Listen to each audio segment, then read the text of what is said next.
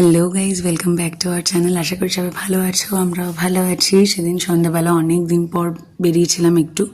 সন্ধ্যাবেলা এখন আর সেরকম একটা ঘুরতে বেরোনো ব্যাপারটা হয় না, কারণ সামনে একটা অনুষ্ঠান থাকার কারণে টুকিটাকি কাজ রোজই নিয়ে বেরোচ্ছি। এটা কিনতে হবে, ওটা কিনতে হবে। তো সেদিন একটু দরকার ছিল, তাই গেছিলাম বাসনের দোকানে। সোদপুরে সেদিন ভীষণ রকম ভিড় ছিল, তাই আরও দুটো একটা জিনিস নেওয়ার ছিল, সেগুলো কিছুই নিতে পারিনি আমি বাজার থেকে।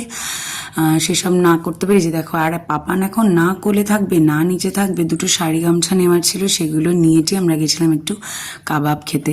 এই স্ট্রিট ফুডগুলো না খুব ভালো লাগে, আর যে কাকুর দোকান থেকে আমরা এই কাবাবটা খাই এত টেস্টি বানায়, হুড়োপাড়া করে ভাজে না, তাই চিকেনটা কাঁচা থাকে না, খুব ভালো লাগে খেতে।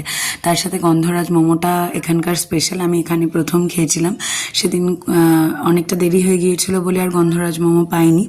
আর পাপান তো যা দেখবে তাই টুকটাক একটু বায়না করেই থাকে, যদিও বা বাইরের খাবার একেবারেই ওকে দিই না।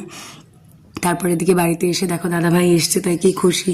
দাদাকে পেলেও ওর আর কিছু লাগে না, যদিও দাদাকে খেলনা টালনা সেরকম একটা দিতে চায় না, তবু দাদা এলে ওর মনটা ভালো লাগে, ক্যাচ ক্যাচ খেলে, এই খেলে ওই খেলে। তো এইসব করে রাতে ডিনার করে এই যে শুতে নিয়ে গেছি।